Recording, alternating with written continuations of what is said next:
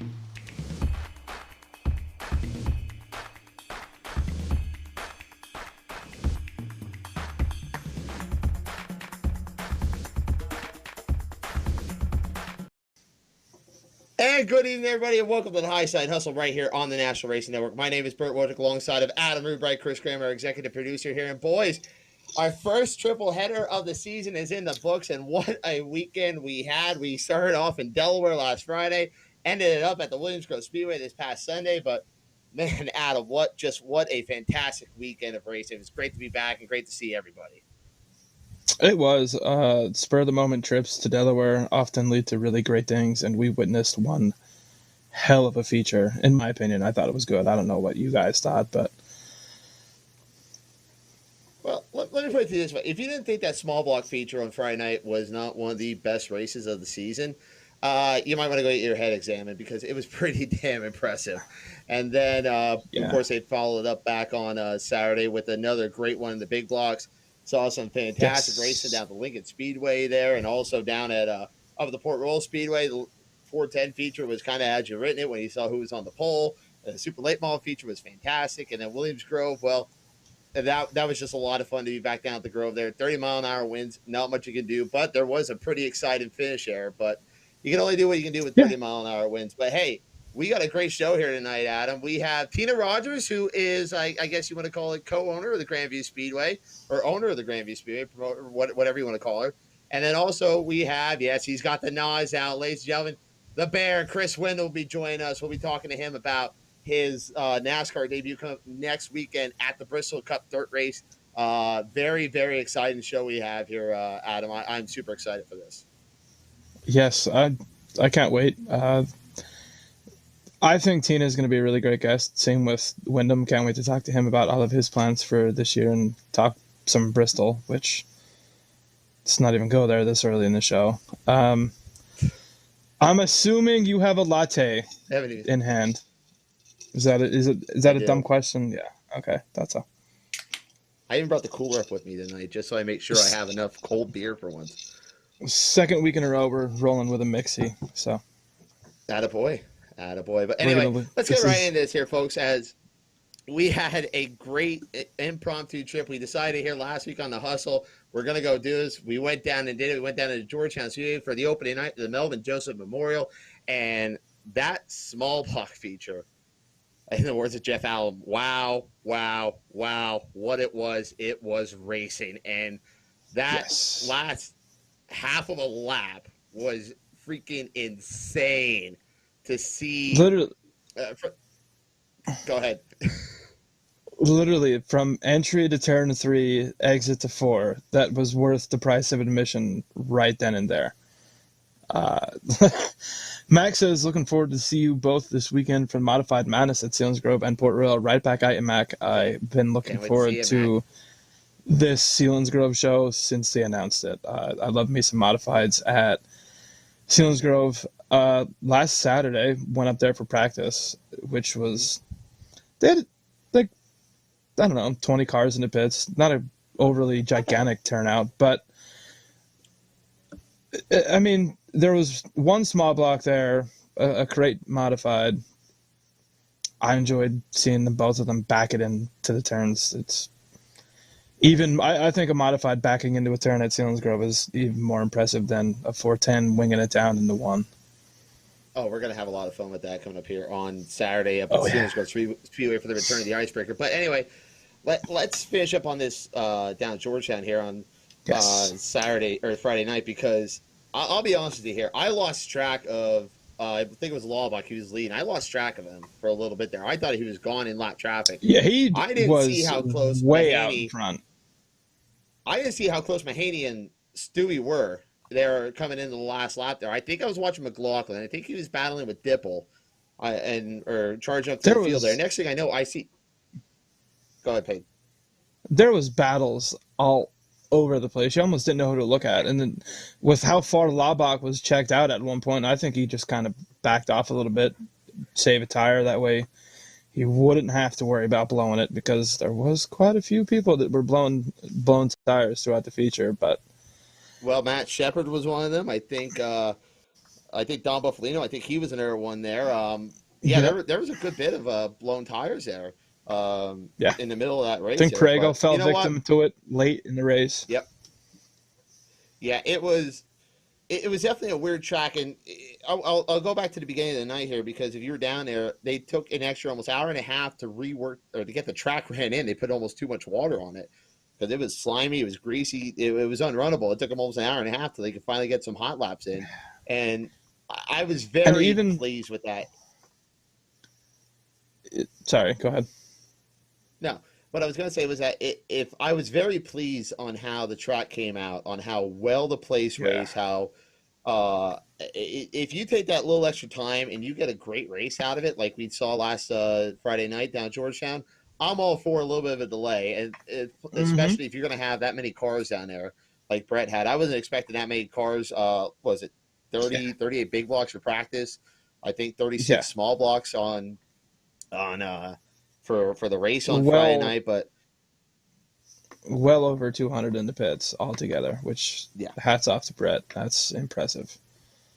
Absolutely. But that last lap coming down the back straightaway there, where it's Mahaney and Laubach are together, because I didn't even know this was happening. I don't even know if you did too, Adam, because I'm looking there and somebody's pointing down the back straightaway there as like, oh, something's happening. I'm watching. Well, Laubach's slowing up and Mahaney's right beside him. Next thing I know, there goes a 44 around the top. Stewie freezing, and he rips him off in 3 and 4 coming down the checker on a last lap pass to win the small block feature, the Melvin Joseph Memorial here over Mike Mahaney, Rick Laubach, Max McLaughlin, and Tyler Dipple were your top 5 there. And I that last lap there, I mean, just wow.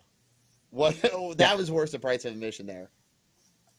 Yeah, I'm super glad we put the camera down for the feature just to be able to catch that. I mean, I wasn't having any luck because dummy me forgot to bring batteries for the flash. Haha, go figure. I told you to use mine. Oh well. Yeah. I got some anyway. I got some cool stuff in the reflection from the water, so I was content with the night. That was pretty badass, but yeah, that was just a good race, and I hope, it apparent, and then we weren't down there on Saturday, but it lived up to it again, because Matt Shepard, he put on a clinic. I believe he came from the back of the field, if I'm right from what I've read into it. He came from the back of the field. Yeah, he started 19th and got around freezing like 3 or 4 times, but every time he got around them, the caution would come out. Yeah, ain't that fun? And like he knew it was a matter.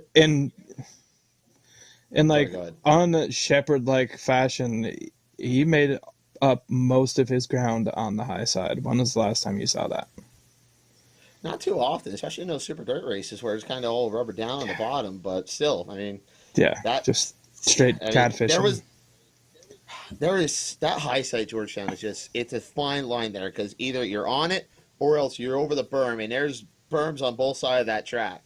So it's a very, very fine line up there, especially when that track slicks off. And again, hats off to Brett and his crew there for just another fantastic surface. As I said, Matt Shepard picked up the opening round of the Bob Hilver Sportswear Short Track Super Series followed by Sunoco for the Velocity South region there. With Matt Shepard pick up the win over Stuart Friesen, Mike Mahaney, Tyler Dipple, and Anthony Perego round out the top 5. Good weekend for Mahaney there. 2 top 3 finishes on the podium both nights there, and I think it's a good start for him and that whole 35 team this year, Adam.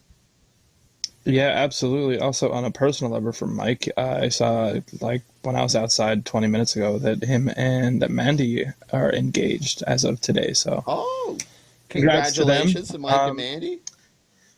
But hey, Bert, we got our first guest, Tina Rogers, on the line and ready to chat.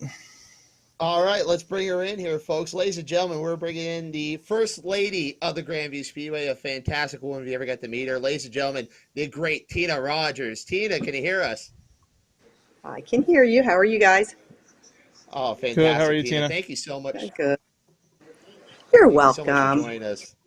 So how's the off-season been for you? I know it's been a long, dreary off-season, snow-covered up there on the hill in Bechtelsville, but how's the off-season been for you so far?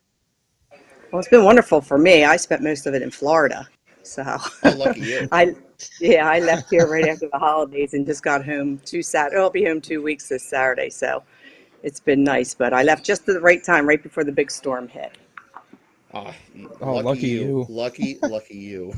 Yeah. Hopefully it didn't break Colt's back too much shoveling the driveway out for you while you were gone. Oh, he's fine. No, I had somebody take care of that for me, so I let him. He works hard, so I made sure somebody came in and plowed everybody out.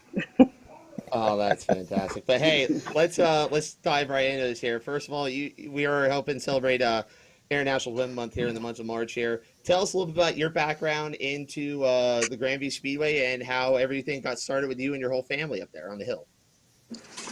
Well, racetrack was built by my grandfather, Forrest. He started it back in '60, and then we got it opened in '63. Sadly, he only got to see 3 years of racing before he passed on. He passed in February of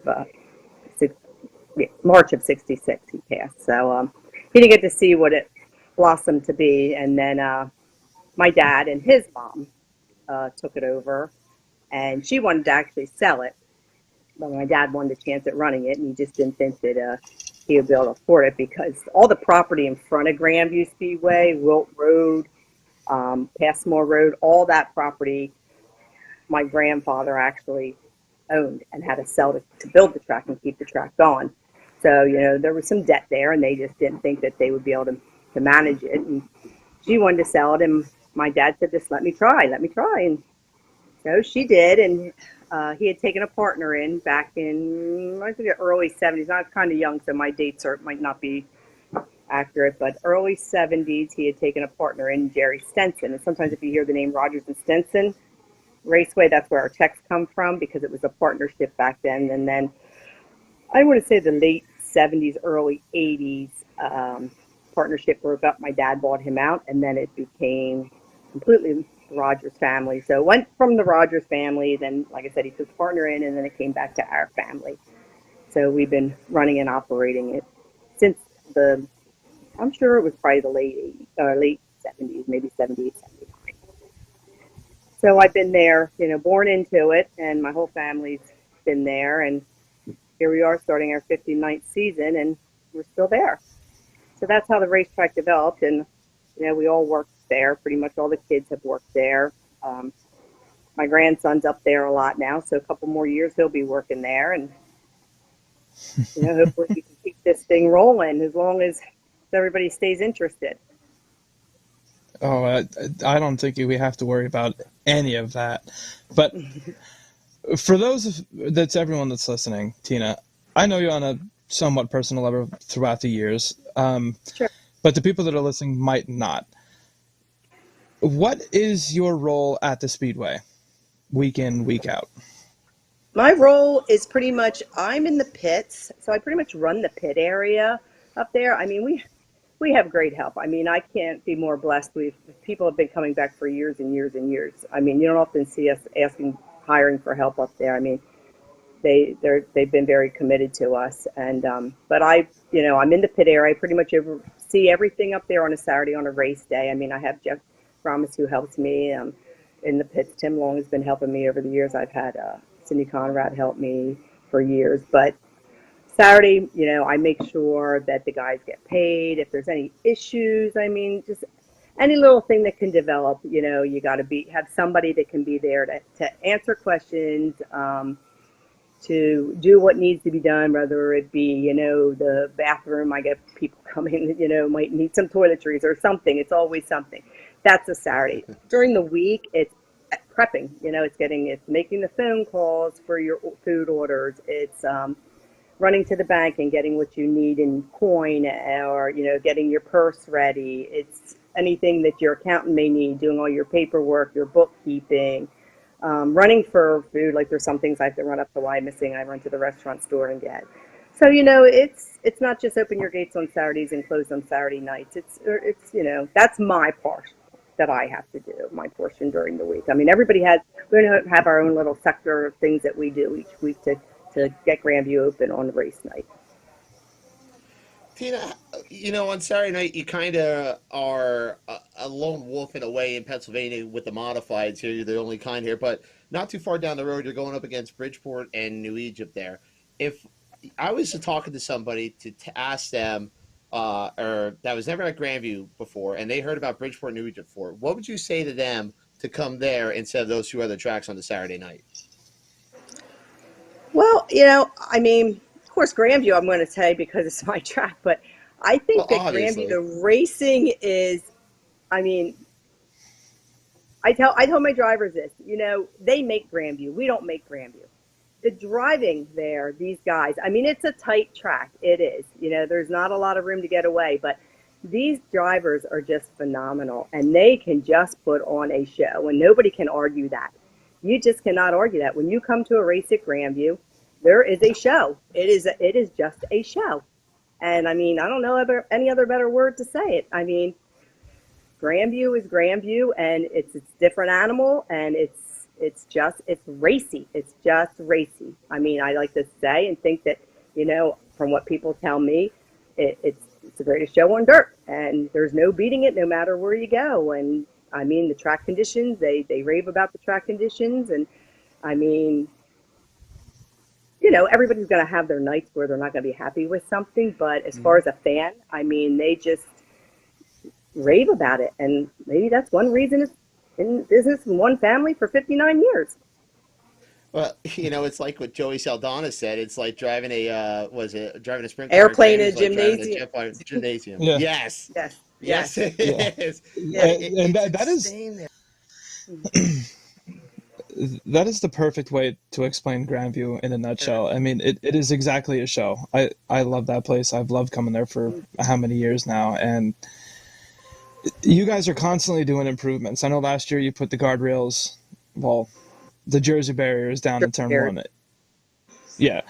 Are you guys doing that down in 3 and 4 for this season, or what kind of improvements, so to speak, did you guys do to the track to get it ready for the 2021 season? No, you just said it. We did it. They're done. They did that in the early fall. They did late fall, right after we closed down. They put them in. Yep, they're done. So they're coming out of 4 there now. So the Jersey barriers are there for that. But play when it needs it. We put the clay on when it definitely needs it. But the racing is just the racing. I mean, it's like I said, I credit the drivers. I mean, the drivers put on the show. I always, try to kudos to them because they just know how to get around Grandview, and they just know how to put on the show for the fans. So, I mean, that is very true. But we have our first question is coming from none other than Cap Scotty Deal. Over the years, who has been the biggest joker in the pits? Driver? Yes. Driver, crew. Anyone. Crew? Yeah, anyone throughout the pit area. Over the years. No one's Scotty.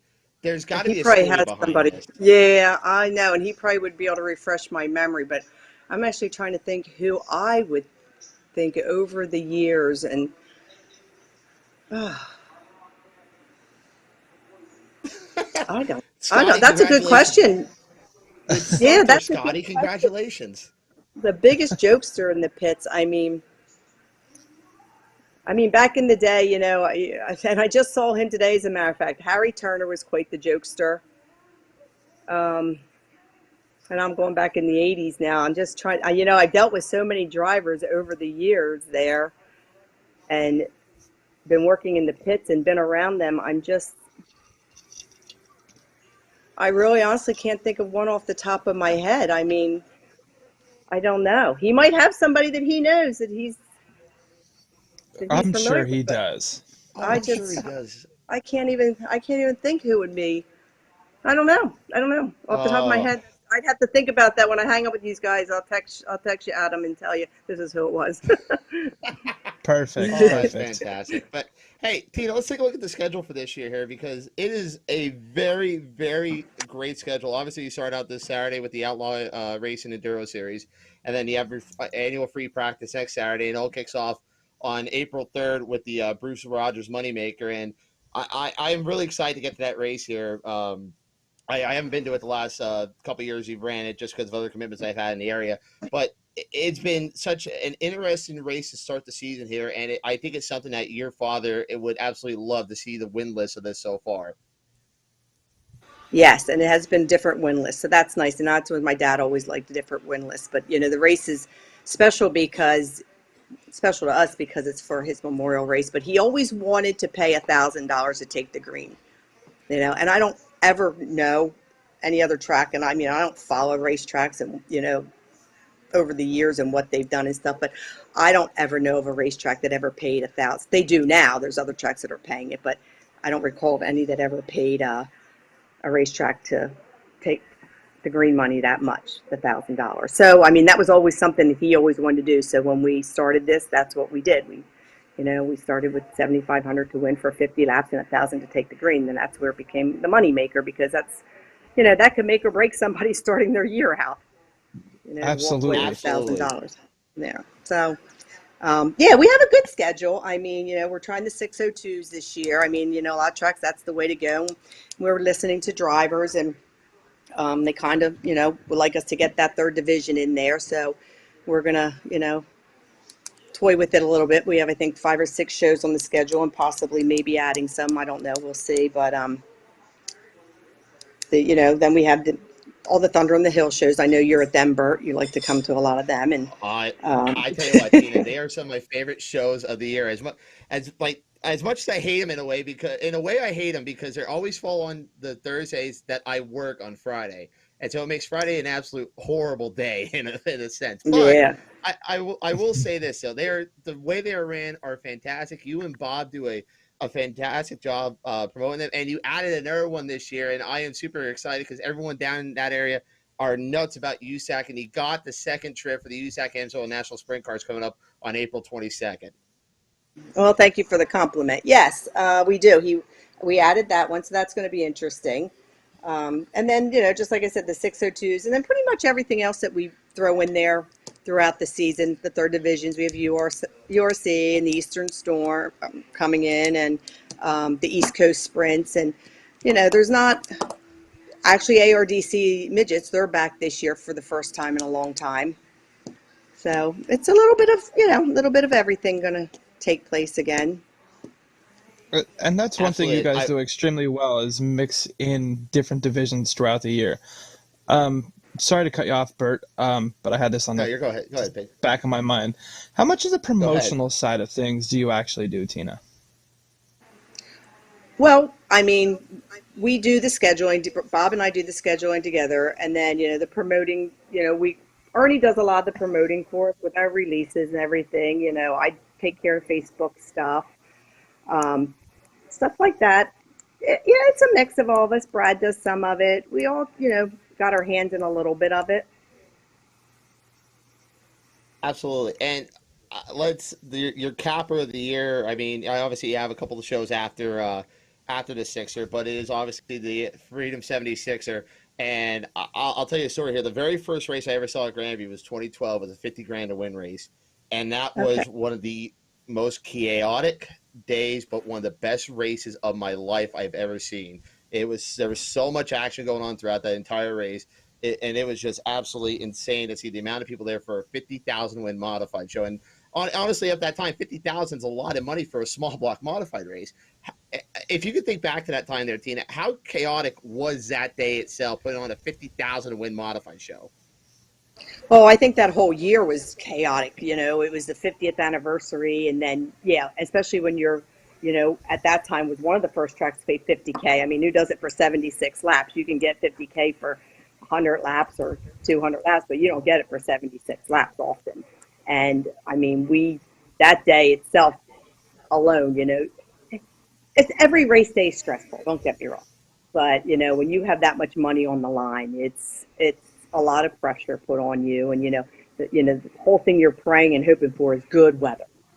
You just want good weather, and we got lucky that year. I mean, we really did. We got lucky. We had good weather. We didn't use a rain date, and it just prepping for it the whole season. It's just it's on the back. I think it was in the back of my mind. I knew it was our 50th anniversary. We kicked that year off down at Motorsports, and just everything that leads up to that big race in 50,000 and all the promoting of it and the advertising of it and, getting the word out there the best you can. And, you got to just hope for good weather and good support. And, you put a lot of bank into that. And I mean, we got lucky, but it's something, to answer your question, it's just something you thought about all year long. And then when it was over, it was like you just kind of sat back and felt that you could breathe a little bit. You worry about everything on big events. It doesn't, I mean, me personally, even on small events, just my regular Saturday nights, everything it's still concerned. You have a lot of liability, you have a lot of responsibility, you have a lot of people there, and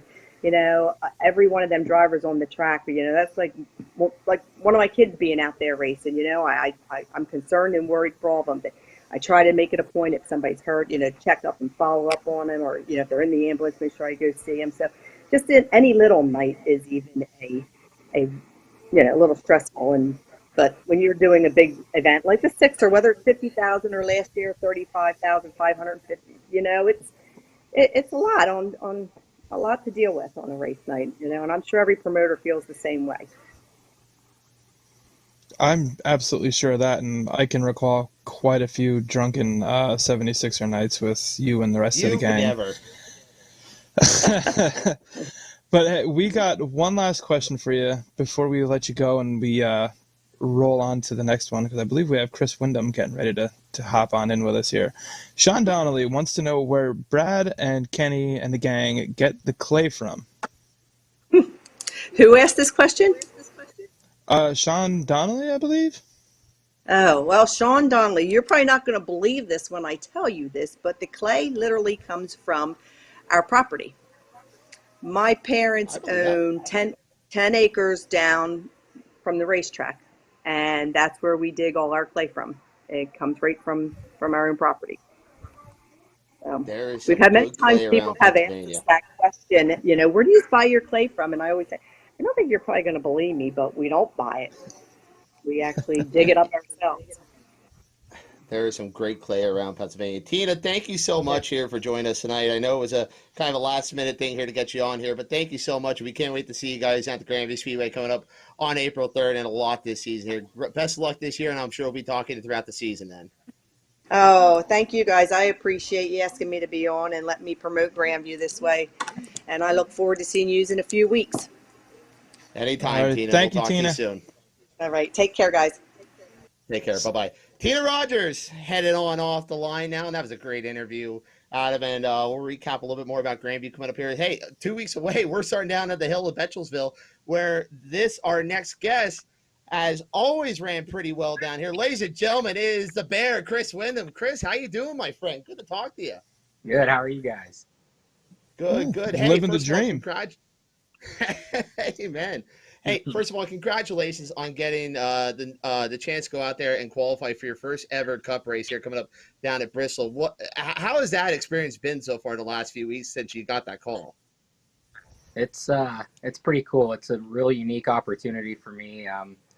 Took quite a few people to put the deal together, but back when they announced they were gonna put dirt on Bristol, I made some phone calls and started to put a deal together. Wasn't really sure if it would ever actually come to fruition, but with the help of a lot of great people, it did. So I'm really looking forward to it.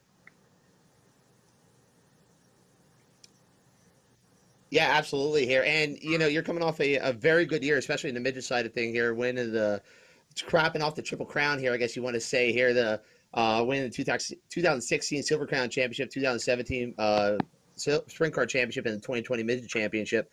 And I tell you what, 2020, that was just a weird year for just everywhere. Off of 3 months of racing after basically Ocala. When this time last year, what was going through your mind when we started shutting down and everything just went to hell in a handbasket, and all of a sudden you come out the end of it, the 2020 USAC Non-Energy Midget Champion? Yeah, I mean, like you said, the start of it, I don't know if anybody knew it was going to happen, whether we were going to race all year or not. So for it to turn out that successful, it obviously was great for me and great for our team. So, I guess we turned a strange, bad year into something really positive. Yeah, for sure. So kind of on the Bristol thing, you have some NASCAR experience before. I believe it was in the trucks, if I'm not mistaken. How do you think you can kind of translate that into this Cup deal at Bristol? Yeah, I think obviously all my dirt experience should help some, but being able to go and do the other truck races that I have done, I've got a little bit of a feel for, the heavy cars on dirt. Obviously not going to have the feel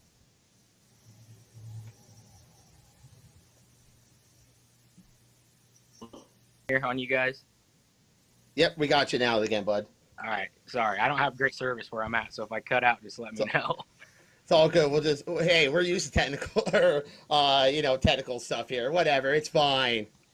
But yeah, anyway, I think that my dirt experience will help, but I'm still going to have a big learning curve with how those guys are in stock cars every weekend. I know it's on dirt, but they still got the feel for those cars, and it's going to be a big learning experience for me.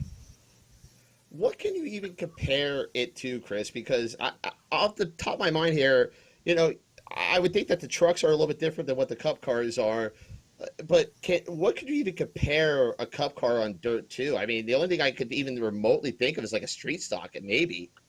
Yeah, honestly, I don't know because I've never driven any of it. So I've only driven sprint cars, and maybe I guess a Silver Crown would be the closest thing I could compare it to on dirt, just with how heavy those are. But that's they're still not anywhere close to the same.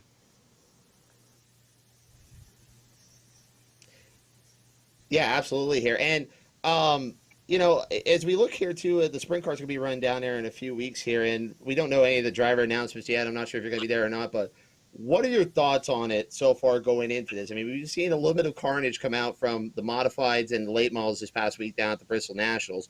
What are your thoughts of the sprint car is going to be down there in the end of April?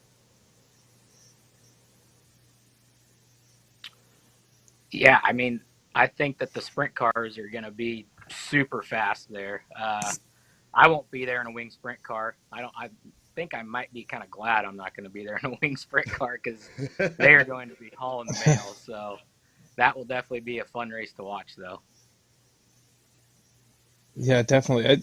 I noticed the other day, I believe actually Kevin Swindell pointed out, or someone I saw on Twitter, they actually got rid of the safer barriers. I'm not exactly how sure I feel about that. If you glance at a picture of it, they're not there. So I don't know. Hopefully they put them back on for the Cup stuff. I don't know. I mean, right. Yeah, I'm not sure. We've been talking about this so much here, Chris, and it just seems like it's just going to be an absolute shit show down there. I mean, we're excited for it. Don't get me wrong, but it sounds like it could become one. It's going to be a lot. 250 laps for the Cup cars with 40 cars. I don't know how well the dirt's going to hold up for a day race, but I guess time will tell. Oh, I can already hear everyone, complaining about the dust and all that other stuff right now. It's oh my god. Yeah, but anyway, hey, let's transfer over to some of the sprint car stuff here. Started off this year down in Ocala there, and I think we're soon about ready to kick off the 2021 season for the USAC side of it. Oh, I think I went potato there. Sorry, let's try that again. There he is. I say, We'll get Chris back is up coming back in here just a second. I went potato too. Did I get you Hey, guys back? yeah, hey, ain't technology Yep. wonderful, buddy? Technology's a fantastic thing. But hey, anyway, Yeah, this is my fault. I have bad service. hey, nah, don't worry, buddy. It's all good. It's all good. I'm just glad we could have you on here and talk a little bit about racing and all that other stuff. But hey, anyway, like I was saying, USAC Amsoil National Sprint Car Series, you're going to be kicking off, I believe, here in a couple weeks here. How excited are we and how confident are we for the 2021 season? Really confident and very excited. Our sprint car races in Florida didn't go that well, but that just makes us want to work harder. And I know that we'll get to where we need to be quickly, and it'll definitely be another tough season because there's so many now in USAC that can win a race night in and night out. So it's going to be a tough year, but I'm looking forward to it full time, and I think I've got over 100 races on my schedule for this year total. That's a lot of racing, buddy. That kind of almost answers my question. Obviously, we know you're going to run the midget stuff. I'm sure some Silver Crown stuff, the NASCAR stuff. What kind of plans do you have to run the wing car? I know we saw you break it out for a couple of races there at the beginning of the season.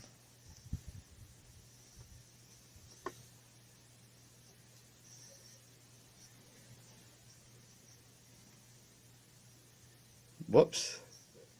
Oh, that Illinois connection is working very well. We'll get Chris Stahl back up here in just a second. There he comes back in here.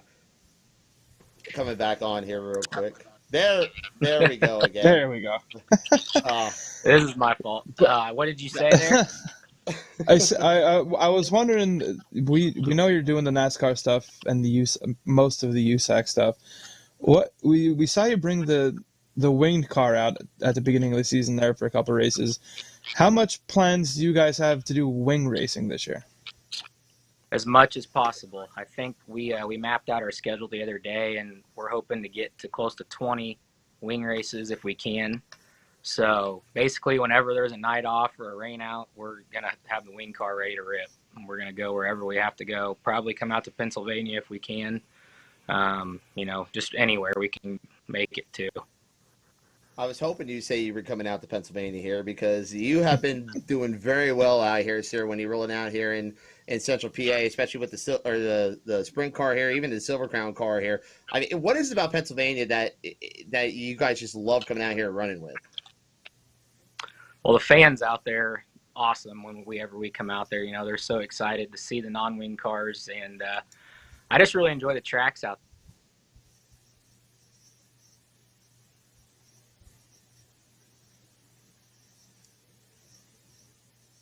I like the big, fast half miles. Port Royal, Williams Grove, Grandview is not a half mile, but it's still one of my favorite places to race at. And I don't know. I've just always been a big track guy, and that seems like what most of your guys' tracks are out there. So I really enjoy coming out there in the sprint car stuff. Yeah, and I think I'm more excited to see what you can do out there on Path Valley. Because I know the midget's been out there a couple times here, but I know Adam and I, we're going to book it home from Bristol to try and get out there because we've been begging for a USAC 410 show out there. So the Wing 410s put on an absolute hell of a show out there, but I feel like all you Indiana boys are going to be just in your comfort zone on the high banks of that quarter-mile bull ring out there. I think so, too. That place is fun in a midget, so hopefully it will be in a non-wing car, too. Yeah, you think you don't have any service here, wait till you go to Path Valley. Oh, God. But hey, we're Pennsylvania's lucky enough to get 2 trips from you guys with the sprint cars. I mean, I wish I was going to be here to see it, but we'll be in Bristol, unfortunately. Right. Do you remember racing Big Diamond back in the day? And if so, how do you remember it? Because I can almost promise you it's not the same as it was. Because I know back in the day it was awfully dusty, but Jake and his gang over at Big Diamond have done some wonderful improvements over the last couple of years, put down some new clay, and their racing has been absolutely second to none, and I can't wait to watch it on Flow while we're sitting in Bristol, Tennessee.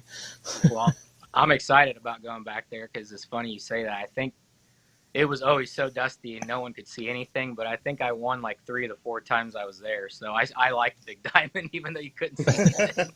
But, yeah. Cold country treats you good, bud. Cold country treats you good. But, I mean, how exciting is it to get you guys out here again for a second time? You know, everyone out here has been clamoring for a second Eastern Storm. We're getting it, and I hope it works out. You know, we do have good weather because, you know, it always seems like too when it lives up to the name, the Eastern Storm, because it always seems to storm whenever you guys come in too. Right. But how excited are you guys to get out here for a second trip out here to PA?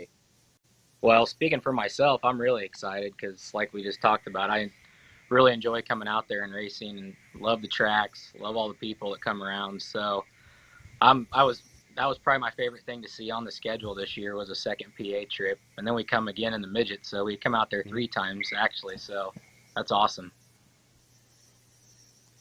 Absolutely here. So, Chris, what's out of all the USAC races here? I know we'll skip PA here, but what are some of the biggest races that you're looking forward to this year?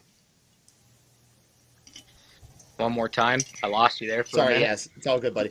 Outside the PA race that we just talked about here, what are some of your biggest races that you were looking forward to this year, or that you look forward to all the time on the USAC schedule?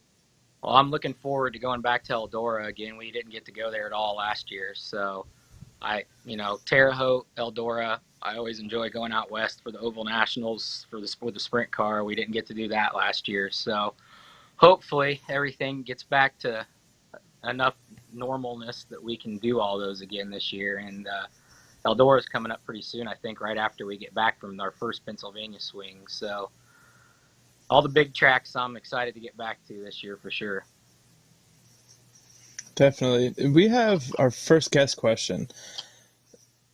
Scotty Deal wants to know, who is the toughest competitor to beat on the USAC Tour? Night in and night out, I would probably say, Sunshine would be at the top of my list when he was running full-time and everything. But, beating other guys.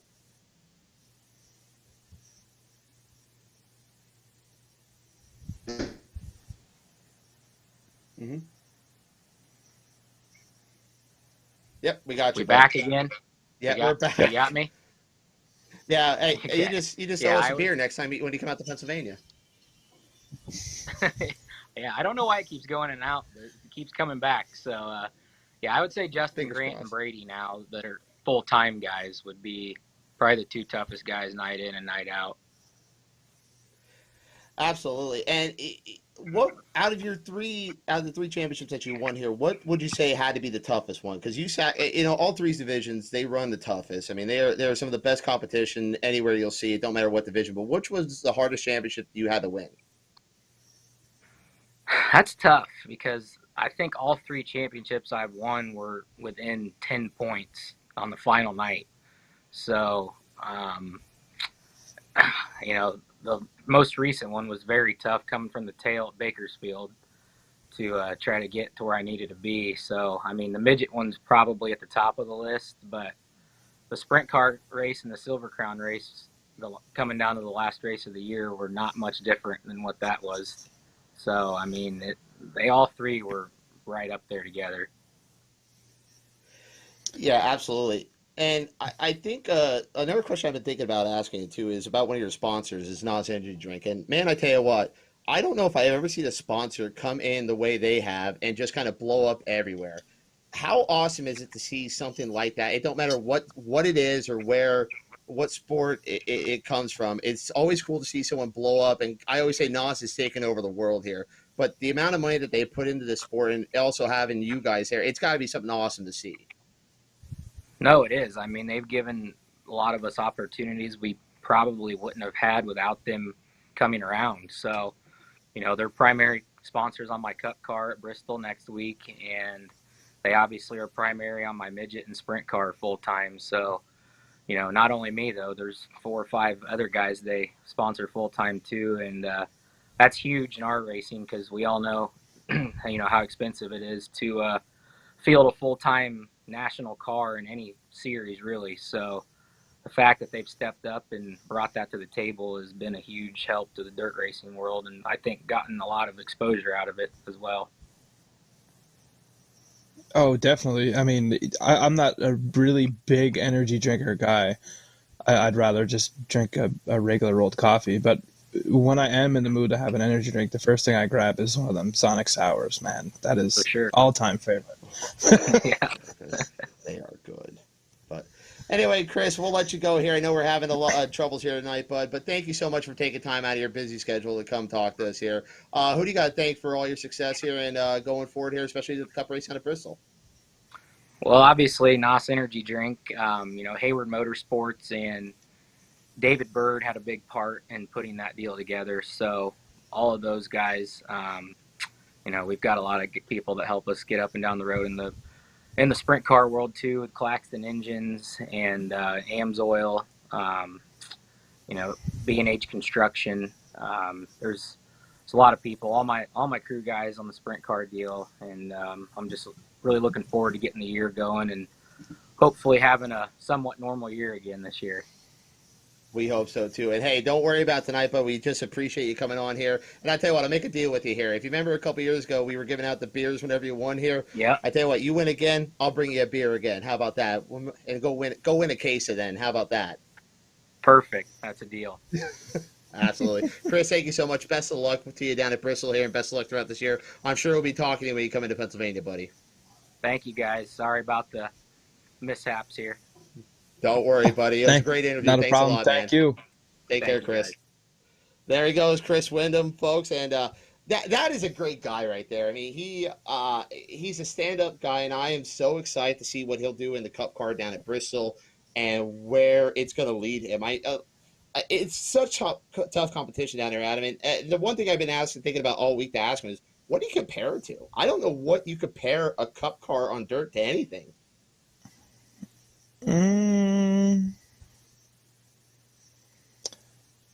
Honestly, this might sound really dumb.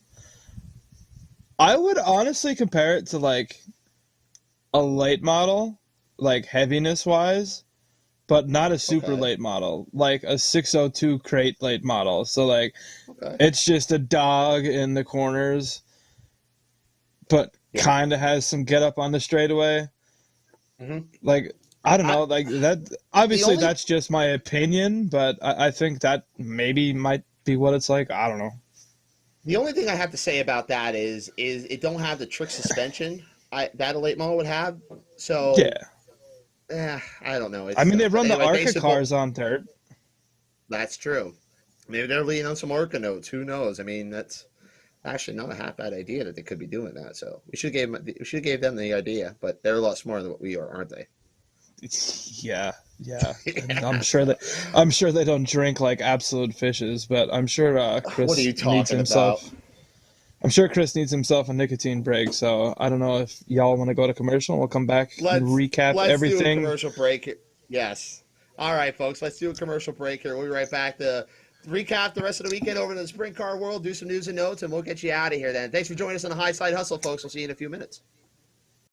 If there's one thing every car guy hates, it's cleaning the garage. Do you want to take most of the time and hassle out of that job? Then call Zone Garage of Eastern Pennsylvania and New Jersey.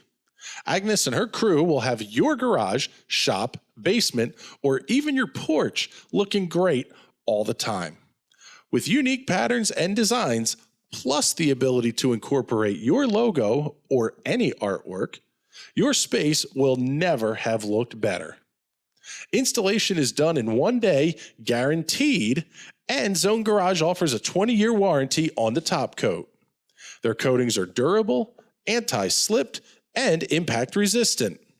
Give them a call at 570-856-6067.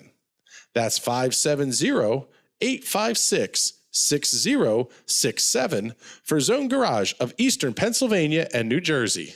Free Geek Pen is an electronics recycling center which specializes in restoring electronics to usable condition. They turn salvageable parts from donated equipment into working electronics for those on a budget. The best part is your old gear doesn't end up in a landfill. Free Geek Pen also does computer repair. Find them online at freegeekpen.org. Give them a call at 717-721-2494 or stop by the shop on Main Street in Ephrata. Think freegeekpen.org. At 600cc Performance, our roots run deep in CC racing. a leader in fuel injection, dyno tuning, wiring, and diagnostics. With over 15 years of experience in building and tuning, you can count on us to get you to the winner's circle. Whether it is diagnostics, sales, or service, 600cc Performance is your source for everything CC racing. Find out more at 600ccperformance.com.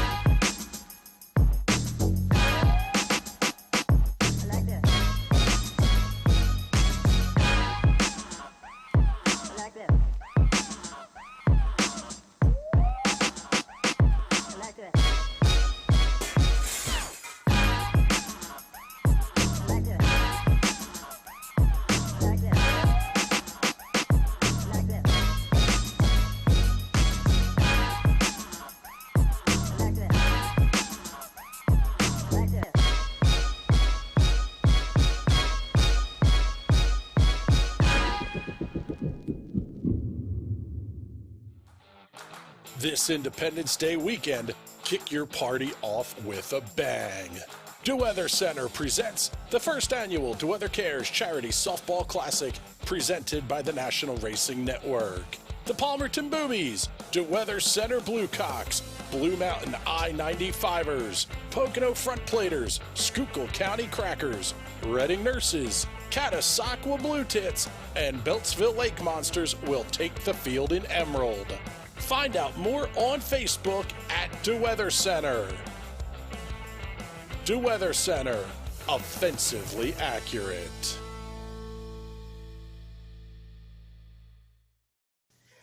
And welcome back, ladies and gentlemen, to the Highside Hustle here on the National Racing Network for Coach Adam Roop, right? Oh, you need to not make me laugh like that when we come back from break, pig. Oh, God. Bet you weren't expecting that, were you? No, I wasn't. Anyway, but thanks to our very special guest tonight, Tina. What's that? You can't open a can of Busch and not say that. So I had to. You had to. Anyway, carry on. Thanks to our very special guests tonight, Tina Rogers and Chris Windom. Great interviews. We'll have them up here shortly here for you guys to go back and watch here. But anyway, let's get back into some results here as we'll start off last Friday night on the sprint car side of things down at the MAG down in, I believe that's Mississippi down there, where Sheldon Hanshield picked up his first win of the season over Logan Schuchart, Brad Sweet, Donnie Schatz, and Casey Kane. And Adam, it continued on last Friday night, 5 winners in 5 races for the World of Outlaws Not Sandy Drink Sprint Car Series. Yeah, how about it? I think the all-time record is like 8, so that's pretty impressive. And we're 3/4 of the way there. But before we go any further, the world needs more Dirty South tours because both nights were absolutely fantastic. Yes, they do. Oh, like, my just God. simply put it, like, after Volusia, just the Dirty South tour. Like, I don't care if you run at the Rev or the MAG for 6 nights straight. Like, that was the most badass racing I've seen in quite a very long time. And God, not to mention, they didn't touch the track at the Rev once. Not a water truck, not a grader, nothing. Almost. What the drivers got when they pulled into the pits is exactly what they raced on all night, and that was incredible. Yes, it was. And let's cover the Rev here because that might have been one of the best World of Outlaw features of the last 5 years, I think. Because definitely, you missed that, folks. Go to Dirt Vision right now and go watch that damn feature. Because that was the best 30 laps I have seen from the World of Outlaws in a... I mean, they've been putting on some good races, don't get me wrong. But that was a solid 30-lap feature. And by the way, let me point this stat out to you there. They did not have a single caution on the World of Outlaws side on Saturday night. All night. The late models, I mean, they were wrecking shit left and right, but still, sprint cars. I was the first person to curse. Caution. Yes. Yes, but I only said shit, not what you're famous for saying though. I caught myself almost and corrected. So yes, you did. But anyway, I'm being a good boy this week. It's amazing. I didn't think it was possible. But anyway, this battle between David Gravel and Brad Sweet. Oh my God, that was incredible. I'm just sitting here, and I'm on the porch half dead on the living room here, half dead from being out in the cold all day up at Port Royal. And I'm watching this feature in amazement, like, oh my God, this is incredible. They're pulling slide jobs at each other. David Gravel almost balls it up after nearly jumping Brian Brown's right rear, coming with, I believe, 3 to go. They touched. God, it wasn't much. Like, you probably couldn't get a piece of paper in between their tires. No. Like, God, it was incredible. That was damn impressive, I must say. Yeah, it was. I mean, the battle was on between David Gravel and Brad Sweet. And, I got to give a shout out to Casey Kane, too, because Kane, I thought, was going to have a lot more for them in that race there. And that was another surprising fact, that Casey Kane never has a World of Outlaws win.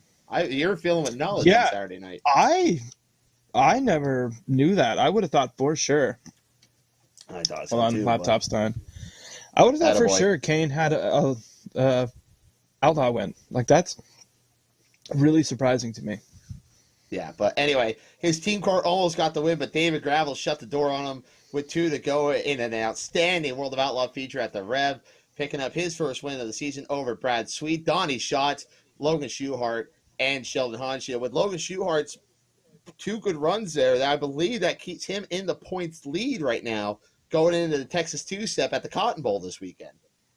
Yeah, Macedo had it for like a hot minute, and then Schuchart stole it back. So, dude, we are good for on him. a collision course. I think this is honestly going to be one of the best points races we've seen in recent memory, and there have been some epic points battles in recent memory. So, this is going to come down to the last weekend. I don't think. Charlotte.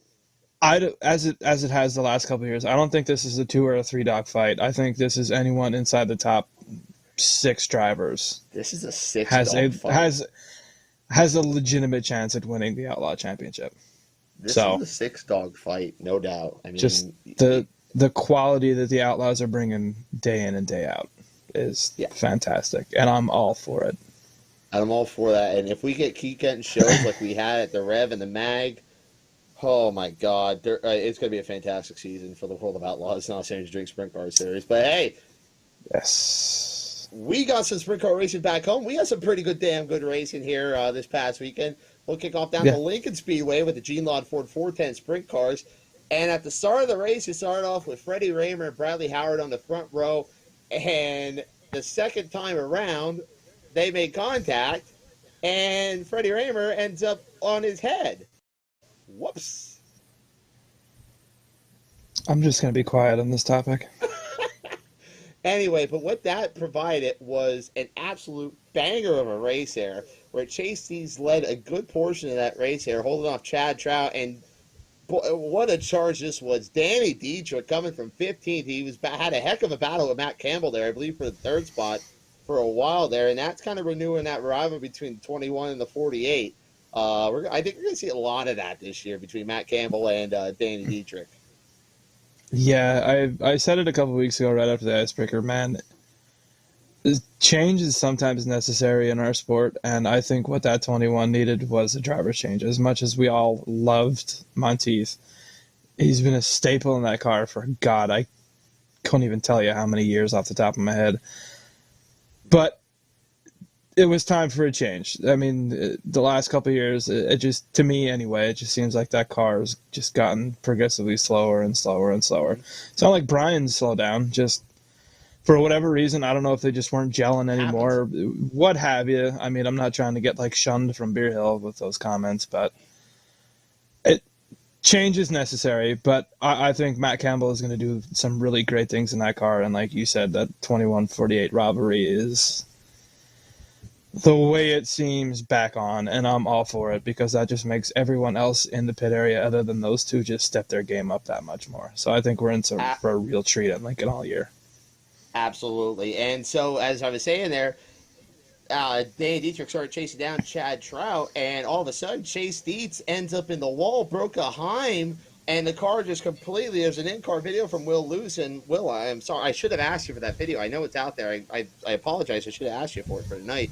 But the car just went up into the wall there, and it's a heartbreaker for Chase Dietz because he's been looking for that good run so far in the 39 car, and this is thinking to be the night that he's going to get it. And something breaks on him, and I feel so bad for Chase. I do too. I mean, he's due. He really is. And that car, again... That 39 car is due, too. Been looking for some speed. You know, they finally have it with Chase. Again, change is good. I don't know why people in the racing community is so against it, but not to beat a dead horse here. But it was needed. I know. I know. I mean, God, I can't stress it enough, man. Like, that car's due. He's due. There's quite a few of them that are also due. But yeah, absolutely. To me, anyway, it seems like they're progressively getting better each week. So, kudos to them. Absolutely. So, on the initial restart, then, it was Chad Trout and Danny Dietrich. And Danny Dietrich and Chad Trout have a nice battle there. Danny gets around Chad on the high side. He picks up his first win of the 2021 season here over Chad Trout, Matt Campbell, Jim Siegel, and Timmy Schaefer in that top five again after his win last weekend down at Lincoln. Good run there for the 72 team. Yeah, absolutely. I mean, they've been fast right out of the box. And just from that conversation with Mike last week, the two of them feel at peace and at home with where they're at. And that's a very deadly thing to look out for. Oh, I mean, yeah, it is. You get an owner, a driver, and a crew chief that are willing to work with each other and not against each other. Look out. Absolutely. And then your feature winner, Danny Dietrich. I mean, we finally got a good Lincoln track that wasn't adverse to the conditions. Saturday was a beautiful day there, and it was a smooth, beautiful racetrack there. And Danny put on an absolute clinic, I thought, there from 15th. It's everything you expect out of Lincoln Speedway. And it's good to see Danny. I know they showed a lot of speed in Florida, but, you know, at the last couple of weeks here, it was good to see Danny get the monkey off his back, go out there, get the win. Yeah, I agree. I mean, Danny is one of my favorite drivers.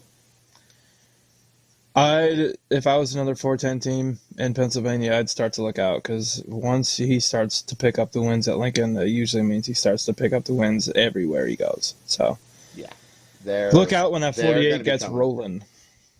Yeah, so watch out. We might be looking at a third Central PA championship for the 48 team. So, anyways, let's head on up then 322, then up to the Port Royal Speedway. They kicked off their season on Saturday night here, and no one's surprised when he was announced on the front row here. Lance DeWeese goes out, knocks off his fourth opening day win at the Speed Palace. But I will say this. For a while there, it looked like Kerry Madsen had that race, I wouldn't say in the bag, but he had it pretty much in the catbird seat there because he was looking at Highside so well, and that bottom just was not really ready to come in yet. And on the restart there after, I was shocked at this. It's going to make for a great family dinner between Mike Wagner and Logan Wagner. They made contact there, and it ends up Mike Wagner in the barrier on the front stretch there.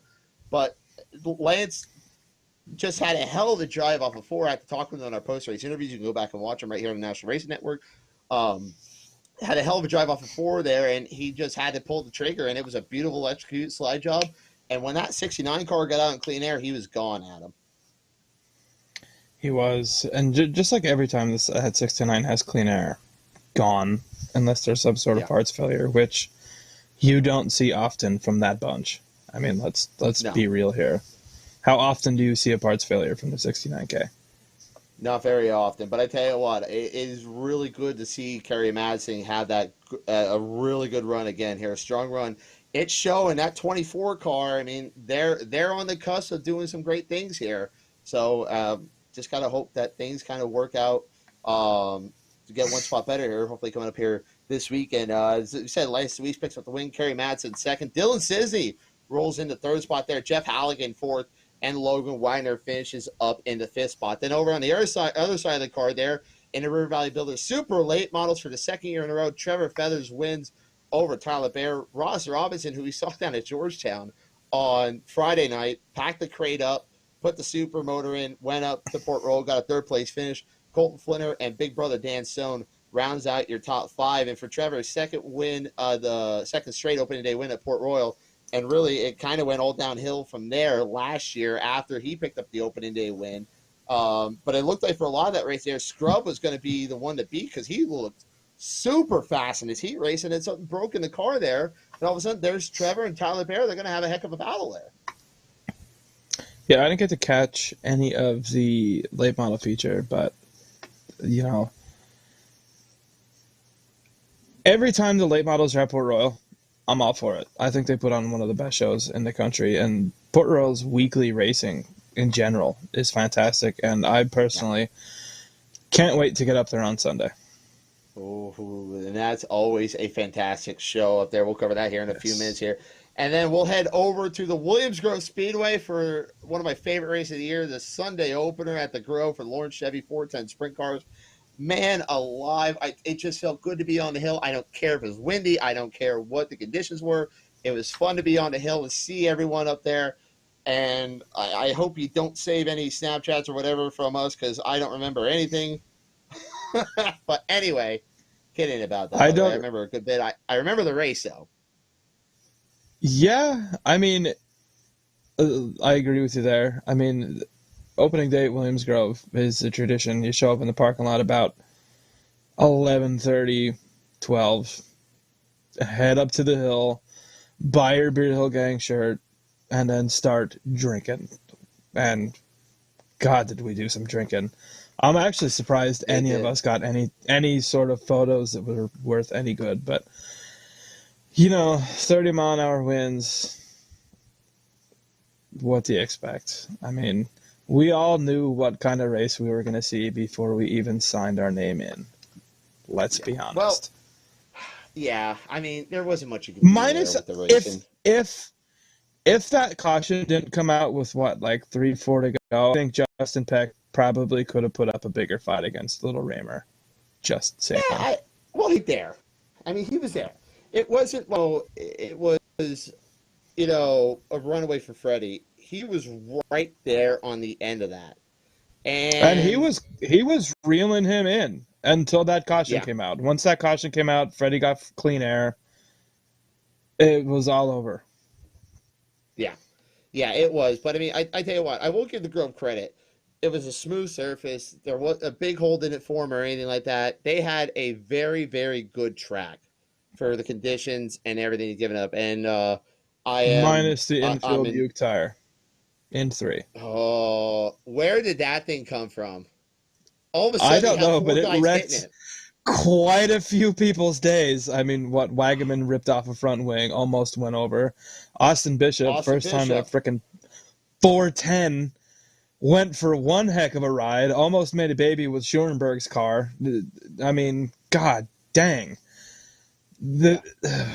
I'm just glad everyone was okay from that deal. I mean, I'm sure Austin kind of is hating life right now because he has to put together another 410 after that nice little tumble. I feel so bad for Austin. I do. I mean, just move that just move the tire in. It's no need for it there. Yeah. I mean, I get the principle of it because they don't want the drivers like getting that close to the guardrail, but in the same aspect, I'd rather them be super close to the guardrail than hit a Uke tire on entry every time you get into 3. It was weird because that Uke tire is always there. That Uke tire in the barrel is always there. I don't know what was causing the issue. Like, was it moved out an extra centimeter? I know because it looked like it was in its regular spot. Just I don't know if this thing had like a freaking magnet in it, and like every time a car would get close and it would suck the tire out towards the car. I don't know. We can't blame either way. Well, we can't blame Alan Grace anymore because he doesn't work there, so I don't know who we blame nowadays. I don't know. I don't know. But anyway, we'll find someone. Either way, the Grove, they gave us as good of a show as they could, and hats off to everyone down there, Justin Lowe and all them down at the Grove. Hats off to you guys. Put on an excellent performance down there for the conditions and everything going on. And also hats off to you guys for canceling already for tomorrow. I know it's going to be, I already know people are bitching and moaning that, hey, they could have run, they canceled too early. No. We got almost an inch and a half of rain out there today. And plus, you're going to have winds that are worse than last Sunday and also rain at night, where it's supposed to be in the high 30s.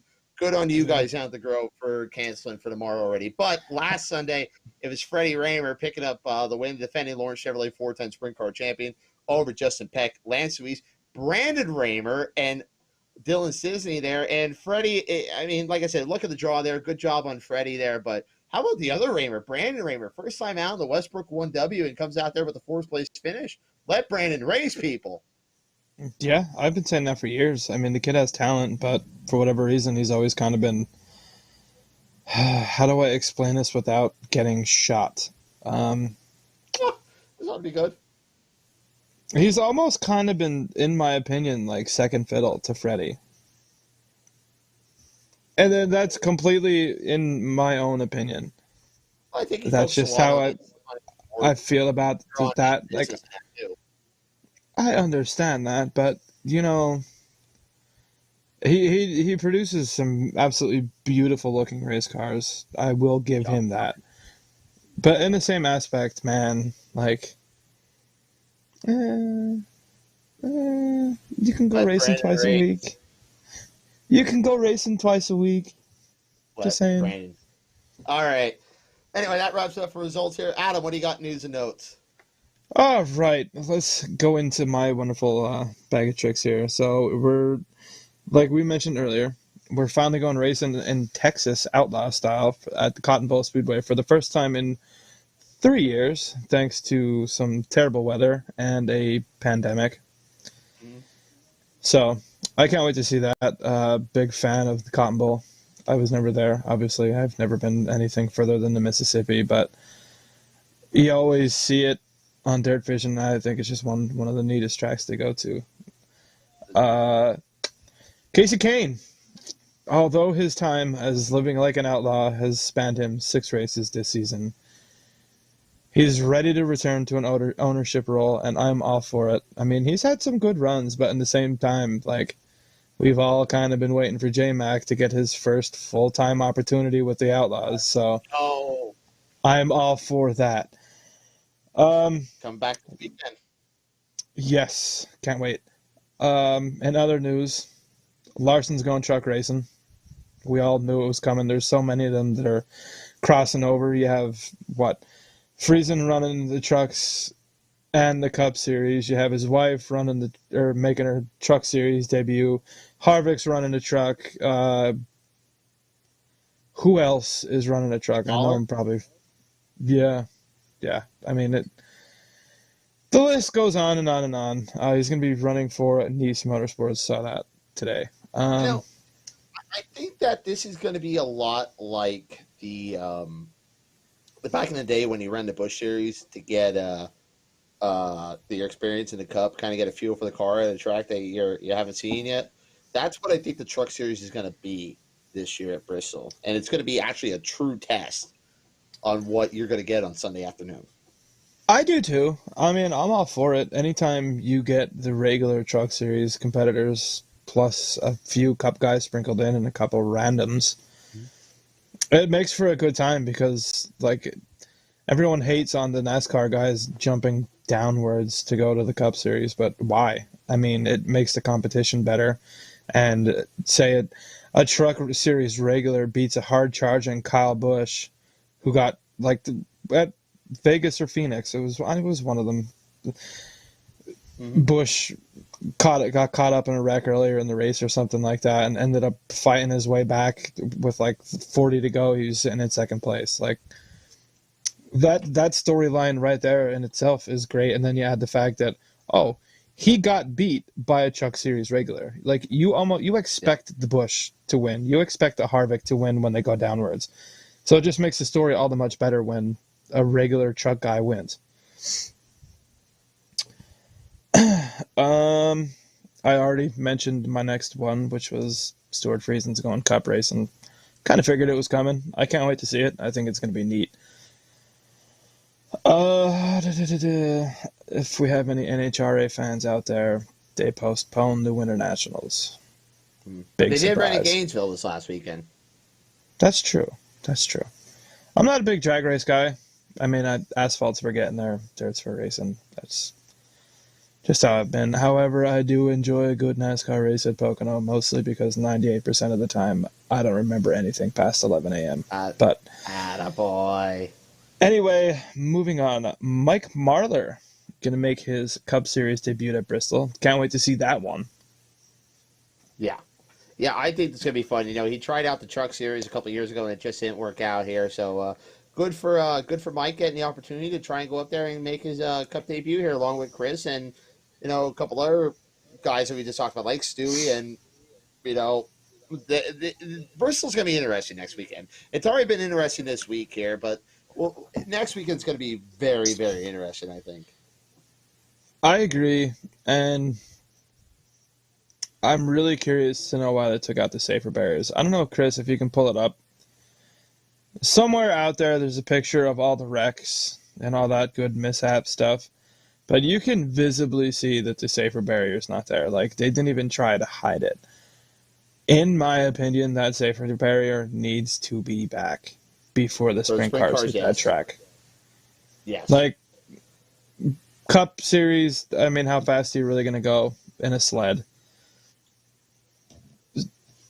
Outlaw late models, maybe. It might be needed. Well, the Supers run tomorrow night. We'll see how they go. Yeah. I mean, I don't know. Again, just my opinion, but we for sure need that safer barrier. I'll chime in here for 1 second, boys. This is the tweet from Bob Pockris. This is actually from January. Bristol Motor Speedway will remove the safer barrier for the dirt races, according to NASCAR. It has been approved by the University of Nebraska, and that's who developed the safer barrier.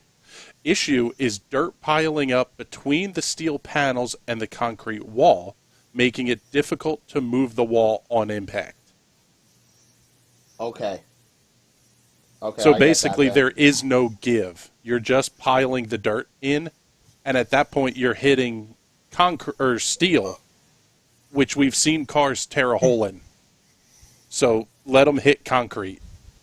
That may actually be a safer option. Wouldn't you think there'd be a way to cover the top of it so the dirt can't get in there, like foam blocks or something? I think it's more the bottom, too. Yeah. Well, but also that seep too. In through the steel, too. It'll seep in through the middle of the steel. Yeah, I mean, I get it, but I don't know. In my opinion, there just has to be a safer way to go about it, because I don't think anyone wants to turn whatever wall at 140 miles an hour in a sprint car with no safer barrier and just hit straight wall and catch fence. Yeah. Yeah, that thing ain't turning, and it ain't going to be pretty, but... Anyway, anything else? What else we got? Not my radio. Anywho, right quick. Oh, guess who won in USCS this weekend? And it wasn't Mark Smith. I saw it. It was Greg Wilson. Yeah. So good for him. Good for Greg. One of the good guys in the sport. Good for him going 360 racing this year, too. Absolutely. I mean, he's been kind of hit with the luck bug over the recent years and the grind of the Outlaw schedule. Mm-hmm. So, and plus, Mark Smith didn't win. I mean, I'm all for Pennsylvania guys winning, but in the same aspect, some other people deserve to win, too. And especially a guy as great as Greg Wilson. He is one of the nicest people you'll ever meet if you ever get a chance to talk to him. Yeah, for sure. Yeah. But, anything else? No, I think that's it. I'm done rambling. I'm sure nobody wanted to listen to that anyway, but you got it. Shut your mouth. That was beautiful. I love your news and notes segment every week. It's one of my... Literally, it's fun. It's fun. Gives you a chance to open up, too, Adam. That's what we need on this show. We'll get there. Anyway. Hold up.